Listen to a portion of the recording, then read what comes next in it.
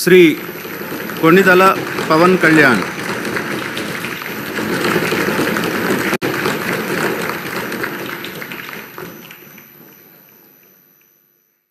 కొణిదల పవన్ కళ్యాణ్ అనే నేను శాసనసభ సభ్యుడిగా ఎన్నికైనందున శాసనం ద్వారా నిర్మితమైన భారత రాజ్యాంగం పట్ల నిజమైన విశ్వాసం, విధేయత చూపుతానని, భారతదేశ సార్వభౌమాధికారాన్ని, సమగ్రతను కాపాడుతానని, నేను స్వీకరించబోయే కర్తవ్యాన్ని శ్రద్ధాశక్తులతో నిర్వహిస్తానని దైవ సాక్షిగా ప్రమాణం చేస్తాను.